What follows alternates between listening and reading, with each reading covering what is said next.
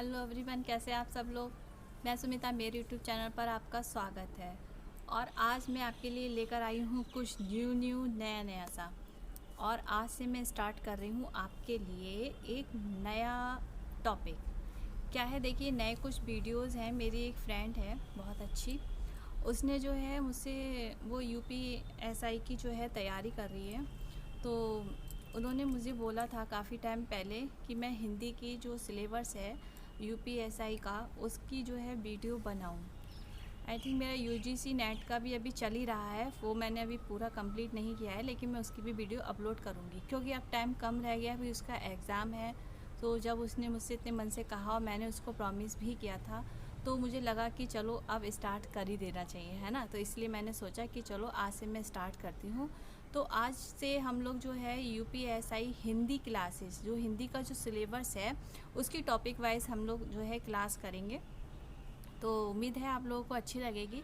तो सबसे पहले आज देखिए, जो भी बच्चे यूपीएसआई की भी तैयारी कर रहे हैं उनके लिए भी वीडियो काफ़ी इम्पोर्टेंट हो जाएगा, और जो इससे जुड़े हुए भी हैं तो उनको अगर अच्छा लगे तो मुझे बताना और सपोर्ट करना, ठीक है। तो आज सबसे पहले हम लोग क्या करते हैं, सिलेबस के बारे में जान लेते हैं कि हम सिलेबस में क्या क्या पढ़ेंगे। देखिए, जो सिलेबस में है टॉपिक वाइज मैं 1 बाय 1 वही सब चीज़ें बताऊंगी आपको, ठीक है।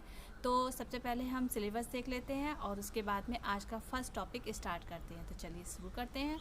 तो सबसे पहले हमारा देखिए टॉपिक है हिंदी और अन्य भारतीय भाषाएं, ठीक। दूसरा है, ये सिलेबस है, मैं बता रही हूँ आपको। फिर है हिंदी व्याकरण का मौलिक ज्ञान, हिंदी तद्भव, तत्सम, पर्यायवाची, विलोम शब्द, अनेकार्थक, वाक्यांशों के स्पीच शब्द, समरूपी, भिन्नार्थक शब्द, शुद्ध करना, लिंग, प्रतिज्ञा, कारक, सर्वनाम, विशेषण, क्रिया, काल, वाच्य, अव्यय, उपादान, प्रत्यय, संधि, समास, युचिन्ह, मुहावरे, लोककृतियाँ, रस, छंद, अलंकार, अपठित, बोध, चर्चित, कवि, लेखक और सर्वसम्मत सृष्टिवादी हिंदी भाषा में पुरस्कार। ये है हमारा पूरा हिंदी का यूपीएसआई का सिलेबस। अब हम लोग क्या करेंगे, आज हम सबसे पहला वाला टॉपिक पढ़ेंगे। गर्मी हो रही है बहुत, और आज मैं छत पर आकर बैठी हूँ, मुझे बहुत ज़्यादा पसीना आ रहा है क्योंकि जब फ़ैन ऑन होता है ना तो उसकी आवाज़ साउंड आ जाता है, तो आपको मेरी आवाज़ जो है वो क्लियर सुनाई नहीं देती, क्योंकि मेरे पास माइक तो है नहीं। जो भी कुछ है, मेरा गला ही मेरा माइक है, तो मैं उसी को जो है काफ़ी माइक की तरह यूज़ कर लेती हूँ। तो गर्मी, आपको पता ही, इस समय बहुत ज़्यादा गर्मी हो रही है। बस एक मिनट। तो चलिए स्टार्ट करते हैं। सबसे पहला है हमारा भाषा की परिभाषा, ठीक है। ये जो मैं लेकर आई हूँ बहुत ही अच्छे एक तरीके की ये नोट्स हैं, इसमें से आप ऑब्जेक्टिव क्वेश्चन बनाकर इनको पढ़िएगा। और इसकी पीडीएफ जो है मैं अपने टेलीग्राम लिंक पर दे दूँगी। तो जो भी बच्चे मेरे टेलीग्राम लिंक पर नहीं जुड़े हैं, जो भी स्टूडेंट, वो मेरे टेलीग्राम लिंक पर जुड़ जाना, और लिंक मैं आपको नीचे दे ही देती हूँ। तो उसमें ये है, आपको पीडीएफ मिल जाएगी। तो सबसे पहले हम स्टार्ट करते हैं भाषा की परिभाषा। देखिए, भाव एवं विचारों की अभिव्यक्ति का प्रमुख साधन भाषा है। जैसे कि हम अपने भाव और विचारों को कैसे प्रकट करते हैं, शुरू से लेके आज तक हम यही देखते आए हैं कि हम अपने भाव और विचारों को 3 तरीके से प्रकट करते हैं। एक हम मौखिक रूप से, एक हम लिखित रूप से, दूसरा हम संकेत रूप से। कभी कभी ऐसा होता है कि हम कुछ ऐसा कर रहे होते हैं तो हम किसी को इशारा करते हैं, इशारे में समझाते हैं। तो हम जो भी किसी भी तरीके से अपने भावों को, विचारों को व्यक्त करते हैं, तो वह जो भाषा होती है, चाहे वो लिखित हो या मौखिक हो या सांकेतिक हो, वह भाषा कहलाती है। तो यहाँ पर डॉक्टर भोलानाथ तिवारी जी कहते हैं कि भाषा उच्चारण, अवयवों से उच्चरित ध्वनि, प्रतीकों की वह व्यवस्था है जिसके द्वारा किसी भाषा समाज के लोग आपस में विचारों का आदान प्रदान करते हैं। अब इस परिभाषा में जो है कुछ लक्षण प्रकट होते हैं, वो क्या है, जैसे कि भाषा उच्चारण अवयवों से उच्चरित है। कैसे, जैसे कि एक ध्वनि प्रतीक है, मान लीजिए कोई चीज़ है और वो ध्वनि वह है। बिल्ली को बिल्ली क्यों कहा जाता है, क्यों कहा जाता है, इसका कोई तर्कसंगत आधार नहीं है। समाज ने बिल्ली एक ध्वनि, यानी कि एक नाम दे दिया कि भाई ये बिल्ली है, ठीक है, यानी कि उसको एक ध्वनि, एक नाम दे दिया गया। तो हम बिल्ली ध्वनि को यादृच्छिक, यानी कि अब हम उसको, जब हम बिल्ली, हमने क्या करा है, हमारे माइंड में वो चीज़ सेट हो गई कि भाई ये बिल्ली है, ठीक है। तो हमने उसका जो है, जैसे ही हमें वो हमारे सामने आती है तो हम उसको जानते हैं कि बिल्ली है। तो इसी तरीके से विशेष जानवर का बोध कराने हेतु स्वीकार किया गया। तो एक तरीके की भाषा का प्रयोग हुआ। जैसे कि भाषा समाज में विचार विनिमय का साधन करती है। हम अपनी बात को, मान लीजिए हम किसी भी लैंग्वेज में जिस माहौल में रहते हैं, जिस लैंग्वेज में बोलते हैं, तो हम अपने विचारों का विनिमय यानी कि आदान प्रदान जो है उसका साधन क्या है, हमारी भाषा है। ठीक है, भाषा ध्वनि संकेतों का परंपरागत एवं रूढ़ प्रयोग है। अब यहाँ पे देखिए ये क्वेश्चन बनता है कि यहाँ पे क्वेश्चन बन जाएगा कि ध्वनि संकेतों का परंपरागत एवं रूढ़ प्रयोग क्या है, भाषा है। भाषा सार्थक शब्दों का व्यवस्थित रूप है। प्रत्येक भाषा नियमबद्ध होती है। देखिए सबसे पहले क्या होता है, उसे बोलने एवं लिखने की एक समुचित व्यवस्था होती है, जिसे उस भाषा का व्याकरण कहते हैं। सबसे पहले बच्चा क्या होता है, बोलना सीखता है। बोलने के बाद जब वह स्कूल जाता है तब वह लिखना सीखता है ना। तो बोलना, संकेत करना या लिखना, तो ये जो है भाषा जो होती है वो नियमबद्ध होती है। सामान्यतः भाषा के दो रूप कहे जाते हैं, मौखिक एवं लिखित। भाषा अर्जित की जाती है, जैसे पिता की सीखी भाषा को पुत्र को विरासत में नहीं मिल सकती। मान लीजिए जो है अर्जित यानी कि हम भाषा को जो है सीखते हैं, हम जहाँ से जो चीज़ सीखते हैं। मान लीजिए हमने अपने घर में जो है हिंदी सीखी, और या फिर जो भी हम देश में रहते हैं हमारी जो मातृभाषा है हम वो सीखते हैं। लेकिन जब हम स्कूल जाते हैं तो वहाँ पर मे भी हो सकता है अलग अलग भाषा के भी बच्चे होते हैं, तो हम उनको भी बोलता हुआ देखते हैं। तो बहुत से बच्चे पंजाबी सीख जाते हैं, अगर वो गुजराती लोगों के साथ पढ़ रहे हैं तो उन्हें गुजराती आ जाती है। इंग्लिश हम लोग पढ़ते हैं तो इंग्लिश हमें आ जाती है। तो भाषा को क्या कहा जाता है, भाषा एक अर्जित की जाती है। भाषा परिवर्तनशील है, इसलिए इसकी तुलना बहती नदी से की जाती है, जिसका जल निरंतर बदलता रहता है। भाषा भी जो है परिवर्तनशील है, समय के अनुसार जो है भाषा में भी बदलाव आता रहता है। भाषा पर व्याकरण का एक अंकुश होता है। ठीक है, अब बात करते हैं भाषा और बोली। भाषा का प्रयोग एक विस्तृत क्षेत्र में होता है, जबकि बोली का प्रयोग अपेक्षाकृत सीमित क्षेत्र में होता है। देखिए भाषा क्या होती है, भाषा एक बड़े क्षेत्र में पाई जाती है, जबकि बोली क्या होती है, हमारी सबकी बोली अलग अलग होती है। जैसे कि भोजपुरी भाषा में है, हिंदी में है, बंगाली है, बिहारी है। तो ये जो बोलियाँ होती हैं, जो भाषा होती हैं, वो सीमित क्षेत्र में होती हैं। उदाहरण के लिए हिंदी एक भाषा है, जबकि मैथिली है, अवधी है, ब्रज है, कन्नौजी है, मगही, भोजपुरी आदि ये जो हिंदी की बोलियां हैं ये हर जगह नहीं बोली जाती हैं। लेकिन हिंदी जो है विस्तृत भाषा है, तो ये ज़्यादातर जगह पे बोली जाती है। पर ये जो कुछ बोलियां हैं ये सब जगह नहीं बोली जाती। जब कोई बोली विस्तृत क्षेत्र में प्रयुक्त होने लगती है तथा साहित्य में भी उसका प्रयोग होने लगता है, तब वह भाषा बन जाती है। यानी कि उसकी जब उसका क्षेत्र बढ़ जाता है तब वह एक भाषा का रूप ले लेती है। ठीक है, फिर नेक्स्ट है हमारा मध्यकाल में ब्रज क्षेत्र की बोली व्यापक साहित्य भाषा बन गई थी, इसलिए इसे ब्रजभाषा कहा जाने लगा था। ठीक है, अब यहाँ पे क्वेश्चन बन जाएगा कि मध्यकाल में ब्रज क्षेत्र की बोली व्यापक साहित्य बन गई थी। ठीक है, तो ब्रजभाषा क्या कहने लाने लगा, इसलिए हिंदी की बोलियाँ क्या क्या हैं। देखिए हिंदी के अंतर्गत 5 उपभाषाएं आती हैं। अब यहाँ पे क्वेश्चन ये बनेगा कि हिंदी के अंतर्गत कितनी उपभाषाएं आती हैं, 5 उपभाषाएं आती हैं, 18 बोलियां आती हैं। ठीक है, अब वह 5 भाषाएं कौन कौन सी होती हैं। देखिए पश्चिमी हिंदी, इसमें जो है ब्रजभाषा, कन्नौजी, बुंदेली, बांगरू, खड़ी बोली। अब ये जो क्वेश्चन इस टाइप के जो क्वेश्चन आते हैं वो आते हैं मिलन वाले, जो मिलान करने वाले जो होते हैं वो इस टाइप में ही आते हैं। ठीक है, तो पश्चिमी हिंदी में आपको ये याद रखना पड़ेगा कि ये 5 जो है होती हैं ब्रजभाषा, कन्नौजी, बुंदेली, बांगरू और खड़ी।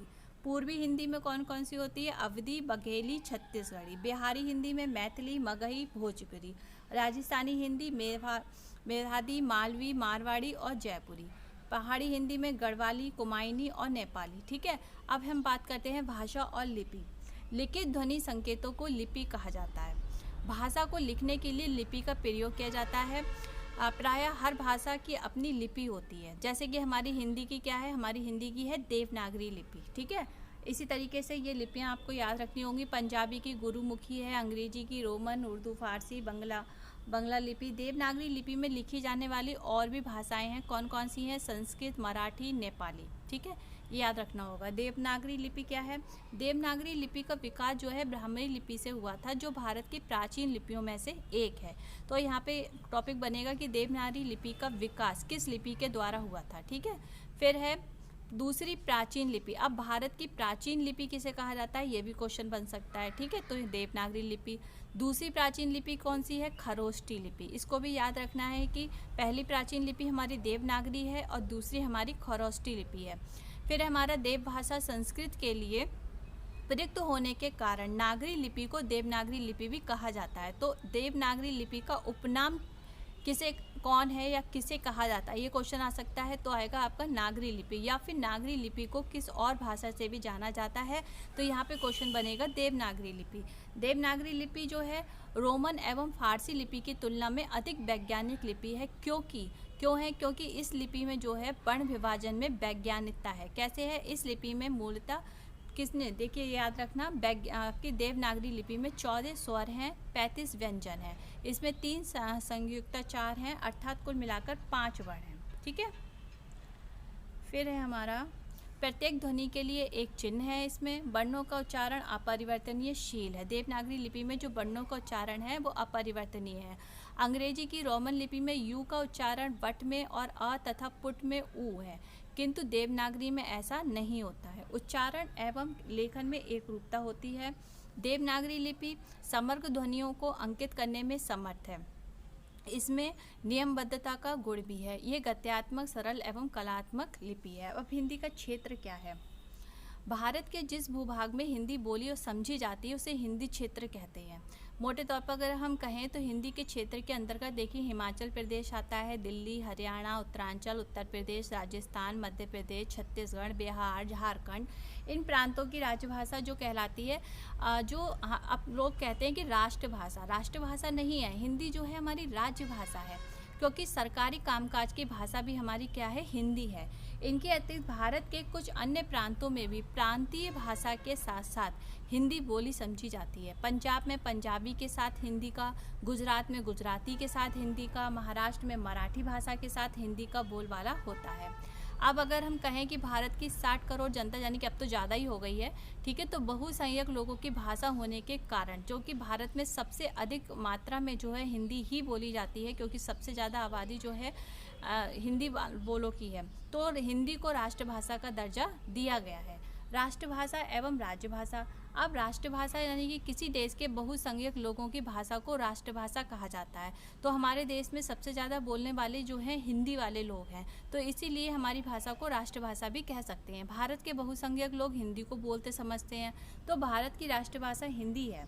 ये भाषा अन्य किसी भी भारतीय भाषा की तुलना में अधिक लोगों के द्वारा प्रयोग में लाई जाती है, इसलिए इसको राष्ट्रभाषा भी कहा जाता है। अब राज्यभाषा क्यों कहा जाता है? राज्यभाषा इसलिए कहा जाता है कि सरकारी कामकाज की भाषा है, ठीक है। तो अगर कहें कि हिंदी को राष्ट्रभाषा क्यों कहा जाता है, तो राष्ट्रभाषा इसलिए कहा जाता है क्योंकि भारत के काफ़ी मात्रा में लोगों के द्वारा बोली जाती है, इसलिए उसको राष्ट्रभाषा कहा जाता है। और राज्यभाषा इसलिए कहा जाता है क्योंकि सरकारी कामकाज की भाषा हिंदी है, तो इसलिए इसे राजभाषा कहा जाता है। जो भाषा संविधान द्वारा सरकारी कामकाज की भाषा के रूप में स्वीकृत होती है उसे उस देश की राजभाषा कहते हैं, ठीक है। तो भारत के हिंदी के संविधान की धारा, इसको याद रखना है, भारत के हिंदी संविधान की धारा 343 में अध्याय 1 भाग 17 के अनुसार राजभाषा घोषित किया गया था। इस धारा को आपको और भाग को याद रखना है। इसके अनुसार क्या था कि संघ की भाषा हिंदी और लिपि देवनागरी होगी। अब हिंदी दिवस का है आपका 1 मिनट। हिंदी दिवस भारत की संविधान निर्मात्री सभा ने 14 सितंबर 1949 को निर्णय किया था कि हिंदी भारत संघ की जो है, इन डेट को याद रखिएगा, इसमें से आप अपने आप जो है ऑब्जेक्टिव क्वेश्चंस बना लीजिएगा, नोट्स बना लीजिएगा, ठीक है। तो 1 मिनट, हाँ, राजभाषा होगी, तब से प्रत्येक 14 सितंबर को हिंदी दिवस मनाया जाता है। दूसरा है हमारा संवैधानिक प्रावधान। हिंदी को राजभाषा घोषित करने के साथ ही ये भी प्रावधान दिया गया था कि संविधान प्रारंभ होने की तिथि से 15 वर्ष तक संघ के राज के कार्य हेतु हिंदी के साथ साथ अंग्रेजी का भी प्रयोग होता रहेगा। अब यहाँ पे ये इम्पोर्टेंट है कि संविधान के प्रारंभ होने की तिथि से कितने वर्ष तक, यहाँ पे क्वेश्चन बन सकता है कि कितने वर्ष तक जो है राज के कार्य हेतु हिंदी के साथ साथ अंग्रेजी का भी जो है प्रयोग होगा 15 वर्ष तक, ठीक है। इन्हें 1965 ईस्वी में समाप्त हो जाना चाहिए था, किंतु बाद में इसे अनिश्चित काल के लिए बढ़ा दिया गया। यही कारण है कि आज भी सरकारी कामकाज के लिए हिंदी के साथ साथ अंग्रेजी का भी प्रयोग हो रहा है। इसी कारण हिंदी अपने वास्तविक राजपाट को पूर्णतः प्राप्त नहीं हो पाई है। संविधान की धारा 343 से 351 तक हिंदी के लिए विभिन्न प्रावधान दिए गए हैं, जिसमें राजभाषा आयोग का गठन, सरकार के कर्तव्यों एवं उत्तरदायित्व की व्याख्या का प्रावधान है। अब यहाँ पे हमारे आ जाती है, देखिए हिंदी वर्णमाला, इसमें स्वर दिए गए हैं, अनुस्वार, विसर्ग, व्यंजन। अब इसमें जो व्यंजन है इनको आपको याद रखना है कि कंठ के द्वारा, इसमें से मान लीजिए कोई एक वर्ड दे देते हैं कि ख दे दिया मान लीजिए, तो ये कौन सा है, कंठ से है या तालव्य का कौन सा है, मूर्धन्य का कौन सा है। तो ये जो इनके ग्रुप हैं इनको याद रखिएगा। अब कुल वर्णों की संख्या 52 है। व्यंजनों का वर्गीकरण उच्चारण, स्थान एवं उच्चारण के लिए गए प्रयत्न के आधार पर भी किया जाता है। हिंदी में वर्णमाला की एक रूपता एवं निश्चितता नहीं है। वर्णों की संख्या के संबंध में भी जो है विद्वानों में मतभेद है। अब मानक हिंदी क्या है? मानक हिंदी को परिष्कृत हिंदी या फिर स्टैंडर्ड हिंदी भी कहा जाता है। इसका मूल आधार क्या है? इसका मूल आधार खड़ी बोली है। ठीक है, तो मानक हिंदी का जो है, मानक हिंदी का मूल आधार क्या है? खड़ी बोली। मानक हिंदी उस हिंदी को कहते हैं जो हिंदी क्षेत्र के नगरों में बोली जाने वाली सामान्य भाषा है। इसी भाषा में हिंदी की पत्र पत्रिकाएं प्रकाशित होती हैं। यही मानक हिंदी उच्च शिक्षा का माध्यम है और यही रेडियो एवं दूरदर्शन के हिंदी कार्यक्रमों की भाषा है। तो मानक हिंदी को ही राजभाषा के रूप में संविधान ने स्वीकृति दी थी। ठीक है, एक मिनट में इसको बड़ा कर। जब हम ये कहते हैं कि दक्षिण भारत में हिंदी का प्रचार प्रसार करना चाहिए, तब हिंदी से हमारा तात्पर्य मानक हिंदी से होता है, ना कि अवधी और बघेली से। हिंदी की महत्ता क्या है? हिंदी जो है भारत के बहुसंख्यक लोगों की भाषा है। लगभग 60 करोड़ लोगों की भाषा हिंदी विश्व में चीनी एवं अंग्रेजी के बाद तीसरे नंबर की सबसे बड़ी भाषा है। हिंदी भारत की राज्यभाषा के रूप में सरकारी कामकाज की भाषा है। ठीक है, मैं आपको जो है इम्पोर्टेंट चीज़ें बता देती हूँ, बाकी आप PDF में देख लीजिएगा। अब भारतीय भाषा में न होकर अंग्रेजी। हिंदू स्वतंत्रता संग्राम से जुड़े भारतीय नेताओं की जनसंपर्क भाषा में गांधी, विनोबा, तिलक, नेहरू, सुभाष जैसे विभिन्न प्रांतों ने हिंदी को ही जनता की भाषा मानकर अपने भाषणों में भाषा को बनाया था। ठीक है, अब है नेक्स्ट हमारा कुछ वस्तुनिष्ठ। देखिए मैंने क्वेश्चन दिए हैं आपको, ये भी इम्पोर्टेंट क्वेश्चन है, इनको आप देख लीजिएगा और मैं PDF आपको टेलीग्राम पे दे दूँगी, उसमें ये क्वेश्चंस आप देख सकते हो। ठीक है, ये कुछ इंपॉर्टेंट क्वेश्चन है, आप इनको लर्न कर लीजिएगा। और बाकी की जो मैंने PDF बनाई है उसमें से भी आप अपने ऑब्जेक्टिव क्वेश्चंस को बना लीजिएगा, नोट्स बना लीजिए, क्योंकि काफ़ी इंपॉर्टेंट क्वेश्चन है और मैं टॉपिक वाइज आपको लेकर आऊँगी। तो बस आपको करना क्या है, मैंने इतनी गर्मी में बनाया है, देखो ज़रा कितना पसीना आ रहा है मुझे। ठीक है, बिल्कुल हवा नहीं चल रही है और फ़ैन में चला नहीं सकती हूँ। तो बस आप लोगों को करना क्या है, अगर वीडियो अच्छा लगा हो तो लाइक करना, शेयर करना, सब्सक्राइब करना और कमेंट बॉक्स में मुझे बताना कि कैसा लगा। और फिर मैं कोशिश करूँगी कि मैं डेली ही वीडियो डालूँ। ठीक है, अगर एक आध दिन का गैप हो जाए तो नो प्रॉब्लम। ठीक है, और चलिए फिर मिलते हैं नेक्स्ट वीडियो के साथ, तब तक के लिए बाय बाय।